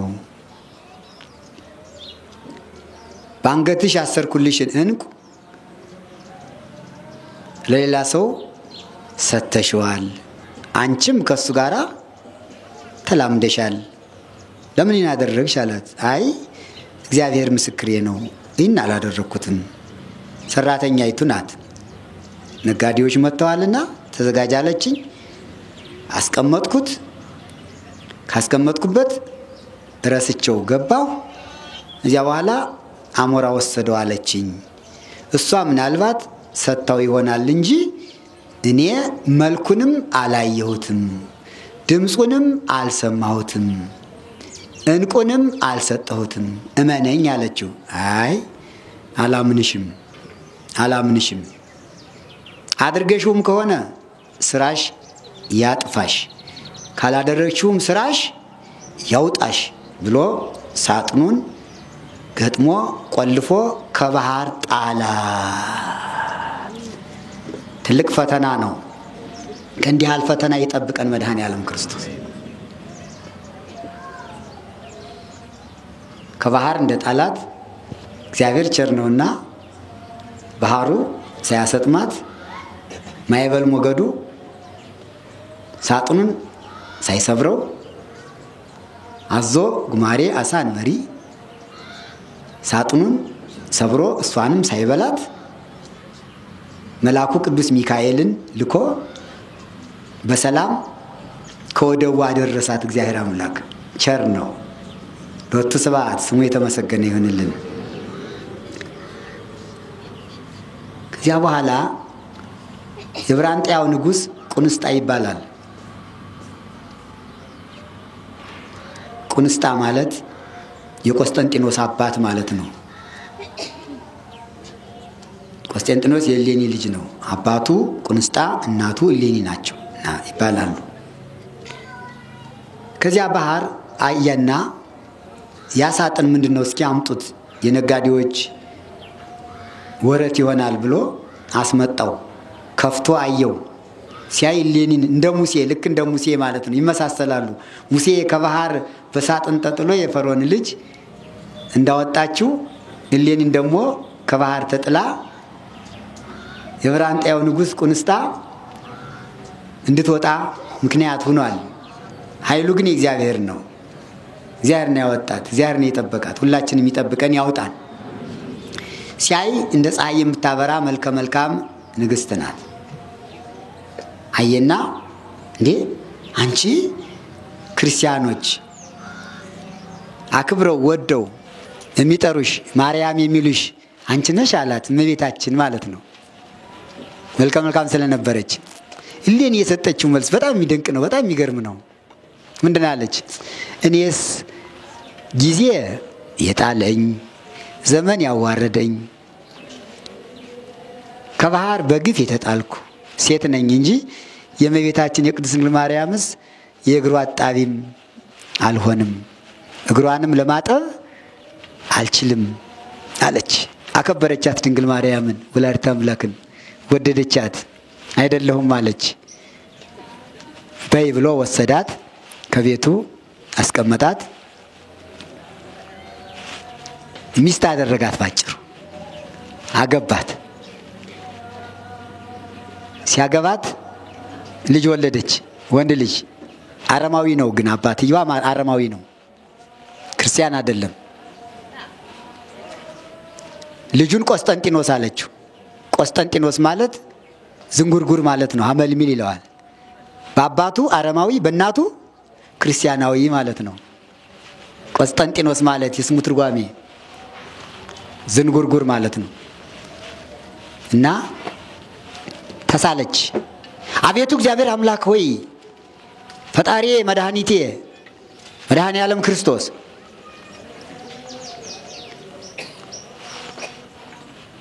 ሁሉን አድርገህልኛል። ከሕግህ አልወጣሁም። በሐሰት በውሸት ከባህር ተጥያለሁ። ግፈኛ ነኝ። አሁንም ደግሞ ከባህር ወጥቼ ከአንድ አረማዊ ልጅ ወልጃለሁ። አንድ ነገር ጠይቀሃለሁ፣ ስለቴን እሳላለሁ፣ ስለቴን ስማኝ አለችው። እግዚአብሔርን ነው፣ ሌላ እንዳይመስላችሁ።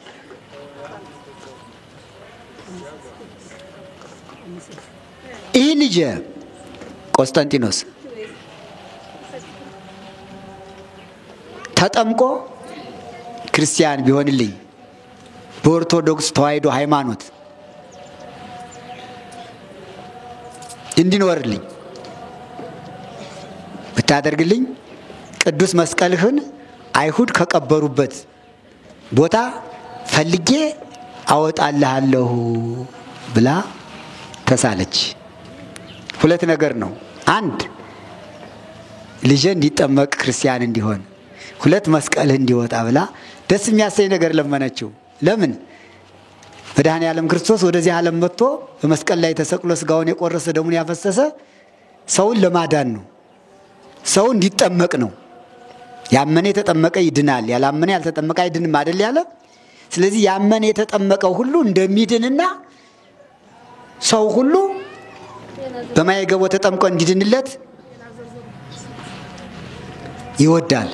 የሚወደውን ነገር ነው የጠየቀችው። ልጄ ቀስ ልጄ እንዲጠመቅ እንዲቆርብ አድርግልኝ ስትለው እሱ የወደደው ነገር ይሄ ነው፣ የሚወደው ይሄ ነው። ወደዚህ ዓለም የመጣ ይህን ለማድረግ ነው። ሰዎች ተጠምቀው ቅዱስ ሥጋውን ክቡር ደሙን ተቀብለው እንዲድኑለት ነው። ወደዚህ ዓለም የመጣበትን ምስጢር ለመነችው። እሱ የወደደውን ነገር እሷ ጠየቀችው። አንደኛው ይህ ነው። ሁለተኛው ደግሞ የተቀበረውን መስቀልህን አወጣልሃለሁ። ይህም የራሱ መስቀል ስለሆነ መስቀሉ እንዲወጣለት ይወዳል።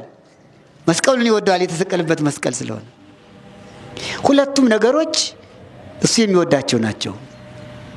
የልጇ ማመን፣ የመስቀሉ ከተቀበረበት መውጣት ለእግዚአብሔር ፈቃዱ ነውና ፈቃዱ ስለሆነ ልጇን እንዲጠመቅ አደረገላት። ተጠመቀ። ወደ እናቱ ሃይማኖት ገባ፣ አደገ። አባቱ ሞተ፣ እሱ ነገሰ በአባቱ ተተክቶ። ማን ነው እሱ? ቆስጠንጢኖስ። እሌኒንም አነገሳት። አያችሁ፣ ያቺ የባህር ቀለብ እንድትሆን የተጣለች እናት ፈተናው አልፎ ነገሰች፣ ንግስት ሆነች። እንዲህ ያደርጋል እግዚአብሔር አምላክ። እሷም ነገሰች፣ እሱም ነገሰ። ሃይማኖታቸው የእሷም አንድ ሆነ። ከዚህ በኋላ ማን ቀረ? አንዱ ጥያቄዋ ተመለሰ። አንዱ ልመናዋ ልጄ እንዲጠመቅ አይደል ያለች፣ ተጠመቀላት። ክርስቲያን እንዲሆን አይደል ያለች፣ ክርስቲያን ሆነላት። ከዚያም በላይ ነገሰላት፣ እሷም ነገሰች። አሁን አንድ ነገር ይቀራል። ማን ነው የቀረ? መስቀሉን ማውጣት ነው የቀረ።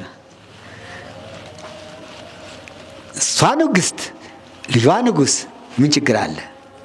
ኢየሩሳሌም ሄደች፣ ልጇን ነገረችው። ልጄ አንተ እኮ የስለት ልጅ ነህ። እኮ እንዲህ ያለ ግፍ ደርሶብኛል። የተወለድክም ከአረማዊ ነው። አንተ እንድትጠመቅ መስቀሉ እንዲወጣ ተስዬ አንተም ተጠመቅ። አሁን አንድ ነገር ቀርቷል፣ መስቀሉ እንዲወጣ ነው። እገዘኝ፣ ንጉሠ ነገሥት ስለሆንክ እገዘኝ አለችው። እሺ እናቴ ምን ችግር አለ? እና ምን ላድርግ አላት። ኢየሩሳሌም ልሄድ ነው። መስቀሉ የተቀበረ እዚያ ነው፣ ጌታም የተሰቀለ እዚያ ነው። ልፈልግ ነው። የሚገባውን ወርቅ፣ ብር፣ ገንዘብ አሟላለችው። አሟላላት። ሰራዊት ሰጥቶ ያለውን ነገር ሁሉ አሟልቶ ከሮሚያ ወደ ኢየሩሳሌም ላካት። ሄደች። ንገሩኝ አለች። የጌታዬ መስቀል የት ነው የተቀበረ አለች።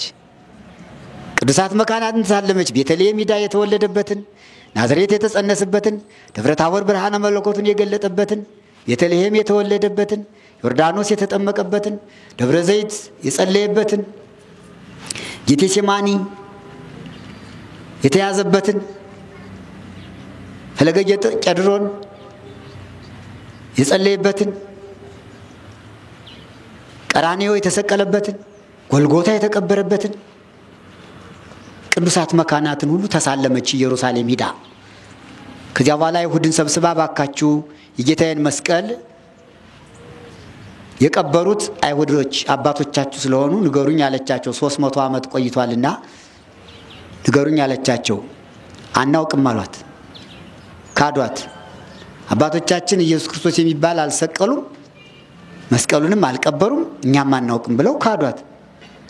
ንገሩኝ አለቻቸው። አሁንም ካዷት። እምቢ ሲሏት አሰረቻቸው ይላል። አሰረቻቸው። አስራ ንገሩኝ አለቻቸው። እሺ እንንገርሽ፣ ፍችን አስፈችን አሏት። አስፈታቻቸው። ተንኮለኞች ስለሆኑ ተፈቱ። በኋላ እኛ እኮ እንነግርሻለን ያልንሽ ከስራት እንድታስፈችን ብለን ነው እንጂ ምናውቀው ነገር የለም አሏት። ደግሞ አታለሏት። አይሁድ ተንኮለኞች ናቸው። አሁንም መልሳ አሳሰረቻቸው። 3 ጊዜ 4 ጊዜ አሳሰረቻቸው። እዚያ በኋላ ሽማግሎች ኪራኮስና ሚኖስ የሚባሉ 2 ሽማግሎች እነሱን በጣም ቀጣቻቸው። ስትቀጣቸው እንናገር አሉ። አባቶቻችን ከዚህ ነው ይሉናል፣ በዚህ በጎልጎታ አካባቢ ነው ይሉናል ብለው ገልጠው እንኳን ለይተው አልነገሯትም። ግን ጎልጎታ አካባቢ ነው ተራራው፣ 3 ተራሮች አሉ ካንዱ ነው አሏት። ምልክት ፍንጭ ስለነገሯት አሁን ሱባኤ ገባች። ሱባኤ ገብታ እግዚአብሔርን በጸሎት ጠየቀች። መልአኩ ተላከላት። መልአኩ መጥቶ ጢስ ደመራ አስደምረሽ፣ እንጨት ሰብስበሽ ደመራ አስደምረሽ ዕጣኑን አድርገሽ ተባርኮ ዕጣኑ እሳቱ ጋር አብሮ ሲገናኝ ጢስ ይወጣል። በጢሱ ምልክት ታያለሽ። መስቀሉ የተቀበረበት ቦታ ላይ ጢሱ ያርፋል አላት። እንዳላት እንጨት አሰበሰበች፣ ደመራ አስደመረች፣ ዕጣን አስጨመረች። ደመራው ተቃጠለ። ጢሱ ወደ ላይ ወጥቶ ተመልሶ መስቀሉ ካለበት ጎልጎታ ሄዶ ሰገደ።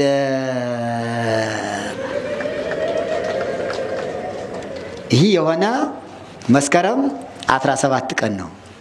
መስከረም 17 ቀን የምናከብረው ባለ መስቀሉ ዕጣኑ ደመራው ተደምሮ ዕጣኑ ተጨምሮ ጢሱ የመስቀሉን ቦታ ያሳየበት የምልክት በዓል ነው። የዛሬው በዓል ወደዚህ ሄዶ የሚከበር መስቀሉ ምልክቱ የታየበት ስለሆነ፣ የዛሬው ደግሞ አብይ ጾም ስለሆነ ቅድም እንዳልኩት በጾም ስርዓት ይከበራል። ከዚያ በኋላ እሌኒ ከመስከረም 17 ጀምራ ማስቆፈር ጀመረች። በጣም ታላቅ ተራራ ሆኗል። 300 ዓመት ጉድፍ ሲጣልበት የነበረ ተራራ ስለሆነ በጣም ታላቅ ስለሆነ ስታስቆፍር ከመስከረም 17 እስከ መጋቢት 10 6 ወር ማለት ነው ፈጀባት። ተራራ መሆኑ በዚህ ይታወቃል። ወግረ ጎልጎታ የጎልጎታ ተራራ ኮረብታ ይባላል። እንዲያውም ታሪኩ ምን ይላል?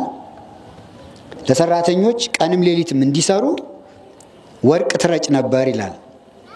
ከዚህ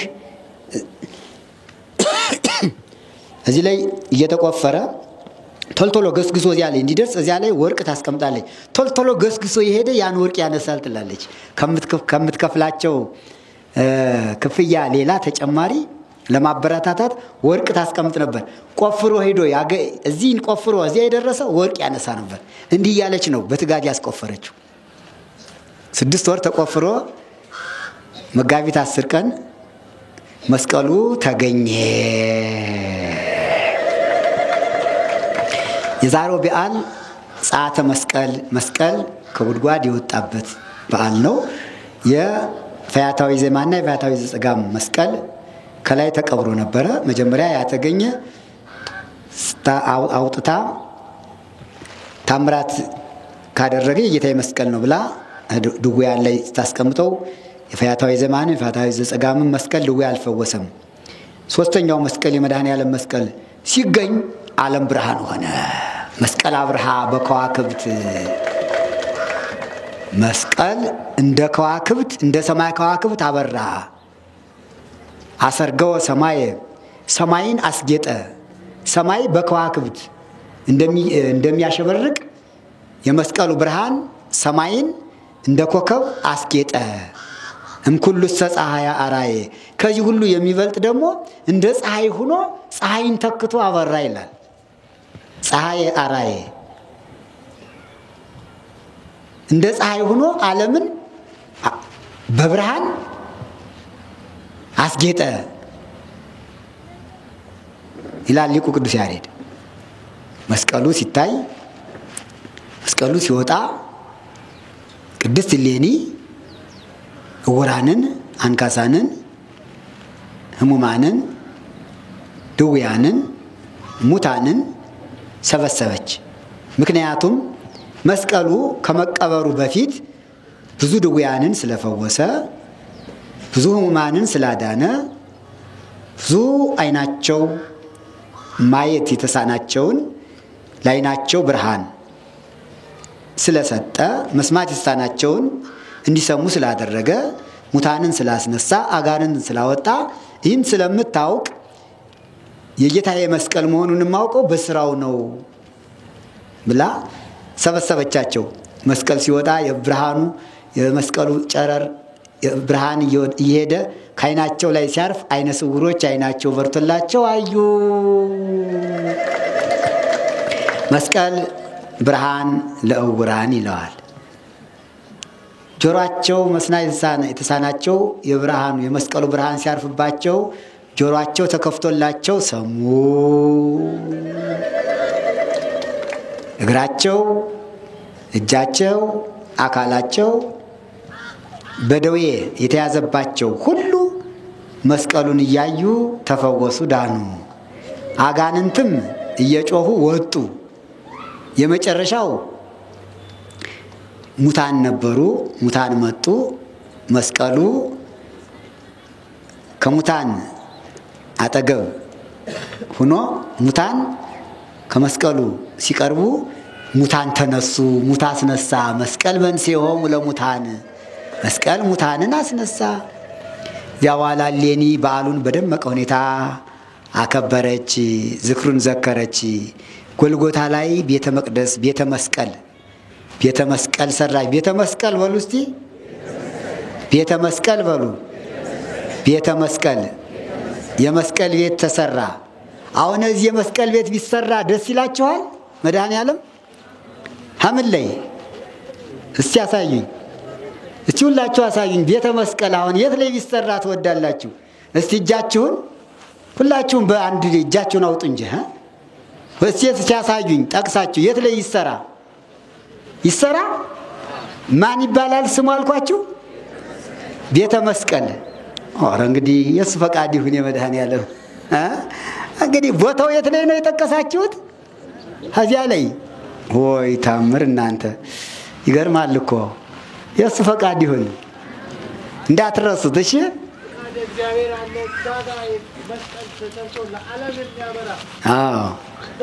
እና ቤተ መስቀል የመስቀል ቤት ብላ ቤተ መቅደስ ጎልጎታ ላይ ሰርታ መስቀሉ ከዚያ ገብቶ ተቀመጠ።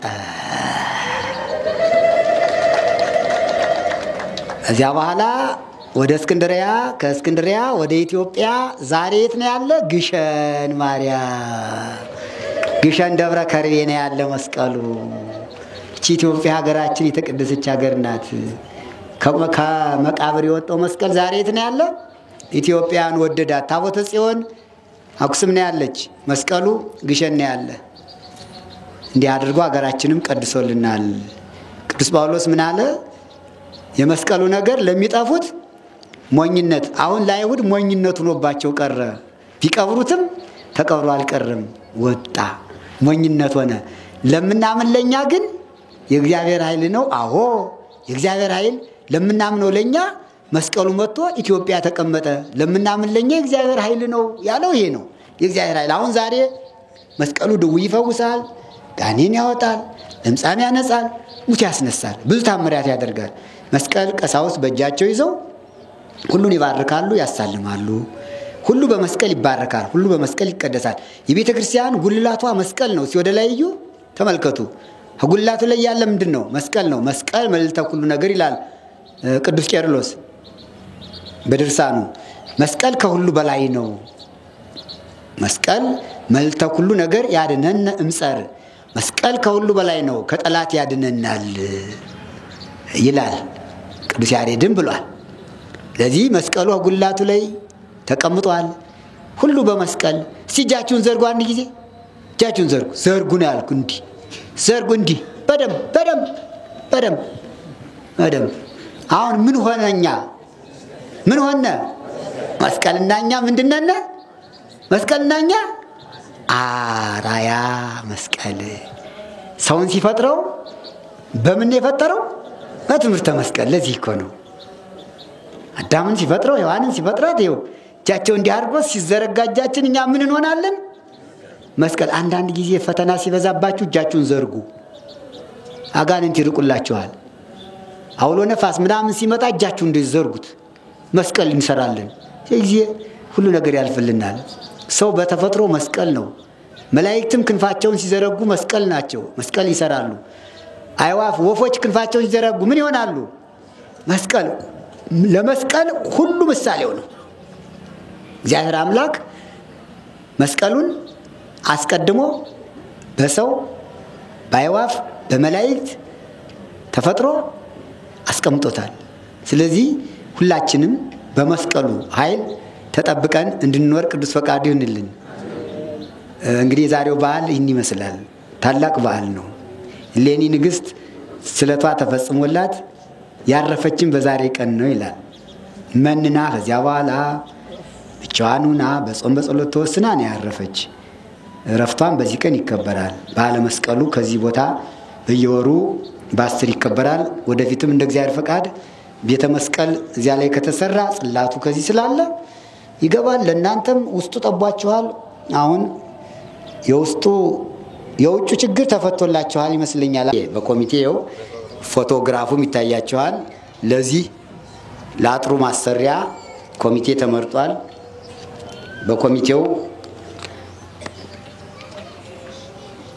በኮሚቴው በሶስት ሰዎች ከኮሚቴው አካውንት ተከፍቷል።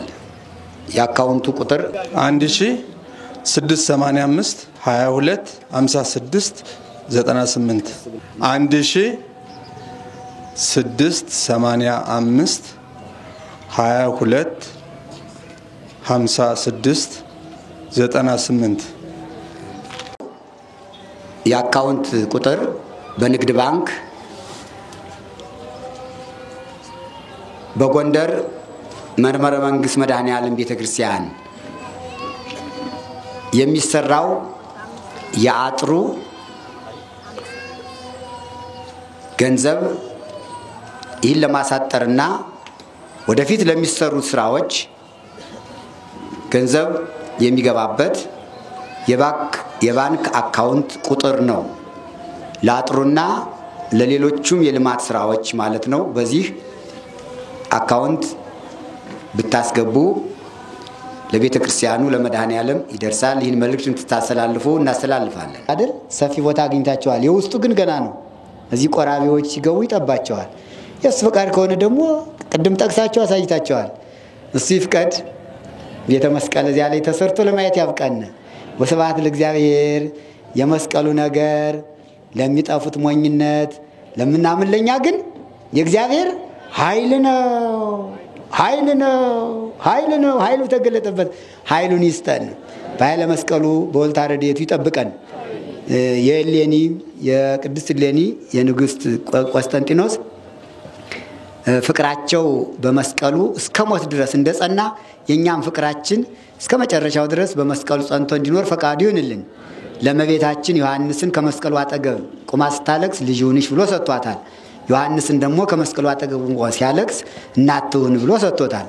እመቤታችን ለኛ እናቱና የተሰጠችን በመስቀሉ ነው። ዮሐንስም ልጅ ሆኖ የተሰጠ በመስቀሉ ነው። እኛ እንደ ዮሐንስ ልጆቹ ነን፣ ለሷ ተሰጥተናል። የሷ ልጆች ነን። እሷ ደግሞ በዮሐንስ ለኛ እናቱናን ተሰጥተናለች። ይህን ያደረገ ግን ከመስቀሉ አጠገብ ቆመው ሲያለቅሱ አግኝቷቸው ነውና ከመስቀሉ አጠገብ ቁመን ማልቀስ ይገባናል። እናቶች፣ እህቶች፣ ወንድሞች፣ እህቶች ከመስቀሉ አጠገብ ቆመን ካለቀስ እመቤታችን እናታችን አማላጃችን ከኛ ጋር ናት። እኛ ልጆቿ ከእናታችን ጋር እንሆናለን። እንግዲህ በሰላም ያሳድር አምላክ በሰላም ያውለን። በዓሉን የሰላም በዓል ያድርግልን፣ የፍቅር በዓል ያድርግልን። መስቀሉ በወጣ ጊዜ አይነ ስውሮችን እንዳበራ ዛሬም ብዙ አይነ ስውሮች አሉና ማየት የተሳናቸው አይናቸውን ያብራላቸው፣ መስማት የተሳናቸው ጆሮአቸውን ይክፈትላቸው። መራመድ መንቀሳቀስ መውጣት መግባት የማይችሉትን ባልጋ ቁራኛ በደዌ ዳኛ የተያዙትን ሁሉ መስቀሉ ይፈውሳቸው። ከበረከተ መስቀሉ ረድኤት በረከት ይክፈለን። የዛሬ ወር በሰላም ደርሰን የዛሬ ዓመትን በሰላም ደርሰን ለማክበር ያብቃን። ሟይለ ጾሙን በሰላም ያስፈጽመን።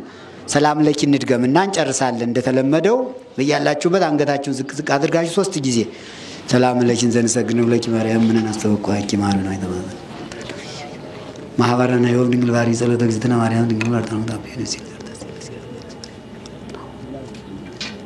ሳሉ እንደተለለ አይበዮም ለተና አስገቡም በረከት ለራው አይበሎም ላቦይን አብርሃም ለዘር እስከ ለዓለም ሰላም ለኪ ንበል ሰላም ለኪ ዘንሰግነው ለኪ ማርያም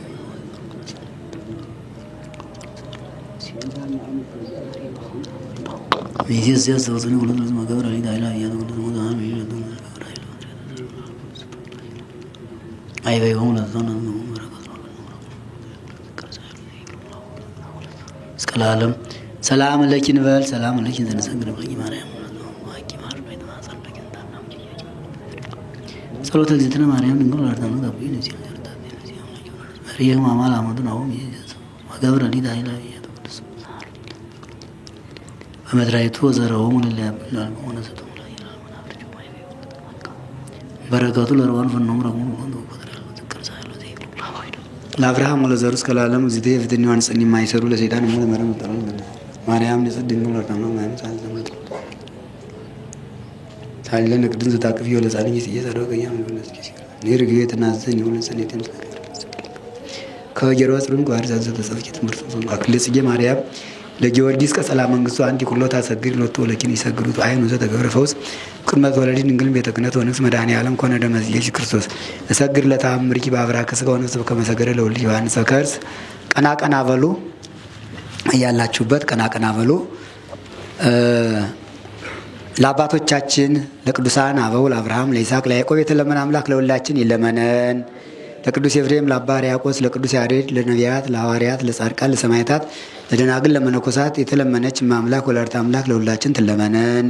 በጸሎተ ማርያም በውዳሴ ማርያም በመዝሙረ ዳዊት በጸሎት አስቡን አትርሱን አትዘንጉን አስታውሱን እያሉ በሩቅም በቅርብም በውስጥም በውጭም ሀገር ሁነው የሚማጸኑትን አባቶቻችን እናቶቻችን ወንድሞቻችን እህቶቻችን ሁሉ በያሉበት መድኃኔ ዓለም በኃይለ መስቀሉ ይጠብቃቸው። በወልታ ረድኤቱ ይከልላቸው። ከመቤታችን ከቅድስት ማርያም ረድኤት በረከት ይክፈለን ይክፈላችሁ። አሜን። በዓሉን የሰላም የበረከት የፍቅር በዓል ያድርግልን። ለዋን ግዝማት ንጹሃን ማጥያት እግዚኦ መሐረነ ክርስቶስ እንበል 12 እግዚኦ መሐረነ ክርስቶስ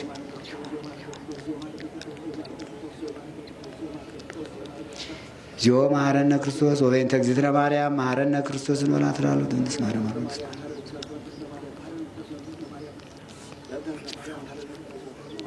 ወበእንተ እግዝእትነ ማርያም መሐረነ ክርስቶስ ኦ እግዚእ ኢየሱስ ክርስቶስ ሠራየ ኃጢአቴ ወኃጢአተ ኩሉ ሕዝብ በሐልዮ በነቢ በገብር የተሰራውን ኃጢአት የማይሰራ ኃጢአት እግዚአብሔር ይፍታ። እግዚአብሔር ይፍታ። እግዚአብሔር ከሁላችን ጋር ይሁን። በየቤታችሁ ሰላም ይቆያችሁ። እሾህ ሳይወጋችሁ እንቅፋት ሳይመታችሁ